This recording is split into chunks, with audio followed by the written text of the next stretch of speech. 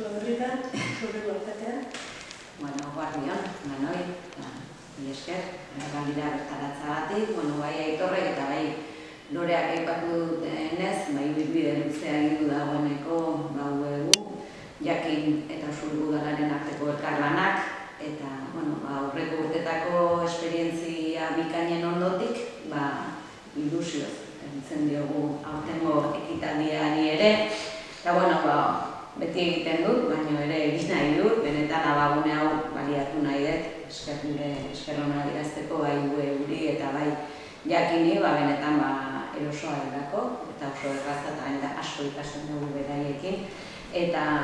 izan dadin, Aitorrek esan dugu bezala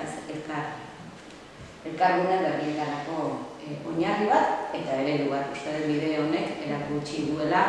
eta izan daitekeela beste batzutarako eredu ez. Zerraitik Usurbil hemen, Usurbilek bere plaza eskaini zuen, bere herria eskaini zuen ezagutzaren, jakinminaren eta kulturaren topaleku izateko. Eta esango nuke, lortzen ari garela ez, kulturaren mapa horretan, euskal kulturaren agenda horretan lekutxo bat, eta uste benetan, jakin jardun handi hauek lortu dutela lekutxo hori agenda zabal horretan ez. Eta horregatik, sorioneko agenda Usurbildarrok horrelako aukera bat gure herrian egin eta gozatzeko aukera daukagulako ez. Aurtengoak badu aurreko urtetako edizioekin alderatuz berrikuntza bat, datik dagokionez, izan ere, uztailetik ekainera aurreratu ditugu jardunaldiok, ekainaren 22an eta 23an da aurtengo zita, eta hori bezala bi eguneko jardunaldia. Eta edukiei dagokionez ere, hori bezala ere, esango nuke, mamitsu eta emankor zela aurtengo jardunaldiak,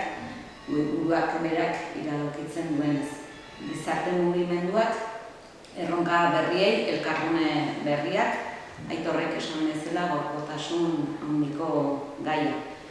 Normalean, jardunaldi hauetan galderak plazaratzen ditugu, Lore horretan jaioa da, galderak plazaratzen ditugu, eta beti galdera hauek akuilu izan nahi dute proposamen berriak lantzeko, osnartzeko, eta elkarrekin eztabaidatzeko ez. Eta oraingo honetan, galdera horiei ere, gizarte mugimenduei luzatzen diegu, eta gizarte mugimenduei ere plaza eskaini nahi diegu, elkarrekin pentsatzeko Euskal Herriko gizarte mugimenduek gaur egun nola, norekin eta zertarako egin nahi duten borrokan. Eta prentsaurreko baliatu nahi dut, gizarte mugimenduei ez ezik, eta niri dagokidanez eta dagokidan eta nagoen arlotik, bai udagintzan, zein instituziogintzan ari diren hautetsiei eta baita ere langilei parte hartzeko gonbita luzatzeko, izan ere, jardunaldi hauetan ere, herri mugimenduen eta instituzioen arteko harremanean sakondu nahi dugulako. Nolakoa den egun, harreman hori, eta nolakoa beharko lukeen ere etorkizunean, etorkizun hurbil batean, egun gizarte honek dituen erronka konplexuei, elkarrekin, erantzungo badiegu, ez? Esan ere, askotan esaten da, garai konplexuak eta aldakorrak bizi ditugula,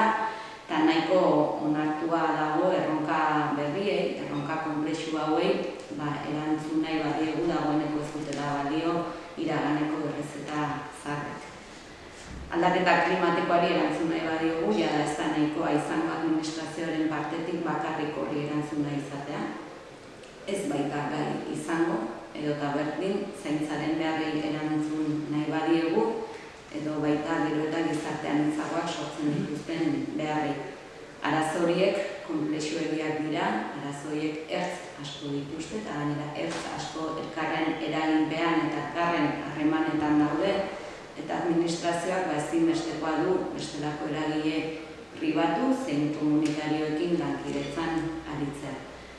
Nik ere baliatu nahi dut berraldi hau galdera batzuk luzatzeko eta daia diagnosi horrekin guztiok ere bat egiten aldugun,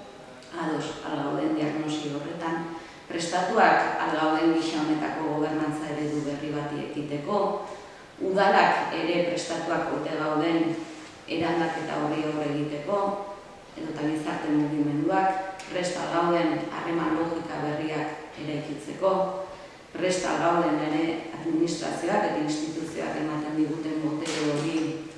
boterea zentzu honean ulertuta ez, baina boterea partekatzeko, gizarte mugimenduek, herri mugimenduek botere hori ere konpartitu nahi duten, partekatu nahi duten, nola partekatu nahi dugun, ni uste galdera asko daudela hor, uste jardunaldi hauetan galdera guztioi ere erantzuteko parada izango dugula, eta bai, aipatu nahi dut, Usuriko udalean justu gogoeta horretan ari garela azken hilabete luze honetan. Izan ere, guk behintzat argi daukagu erronka konplexuek modu berriak eskatzen dizkigutela, lankidetzazko gobernantza eredu berriak eskatzen dizkigutela, baina gobernantzazko lankidetza horiek eratzeko ezinbestekoa dela udalak ere barrutik eraldatzea eta udal antolaketa eredu berriak martxan jartzea, langileen aldetik motivazio eta gaitasun berriak sortzea eta sustatzea, benetan guzti hori posible izateko, eta horixe da gu behintzat sentitzen genuen beharra eta motivazioa eta horretan ari gara, azken hilabete luzeotan aipatu dudan bezala.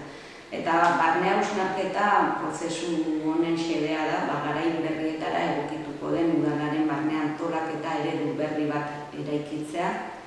Askotan hitz egiten dugu lankidetza publiko komunitario hori bultzatzeko gai izango den antolaketa eta barne antolaketa eredu berri bat sortu nahi dugu. Egungo gizarte erronka konplexu hauei modu integralean, modu sistemikoan eta benetan udal politikak zehar-lerroz eraikitzeko aukera eta bermea izango den udal antolaketa bat, eta batez ere lankidetzazko gobernu eredu berri horren oinarriak ezarriko dituena. Eta beraz, uste dugu benetan ere, barne hausnarketa honek hau badela esperientzia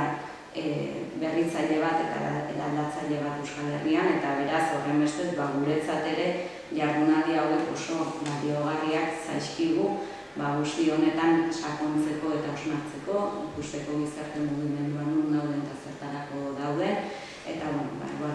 beraz, esaten da bezala, komanillo alde edo,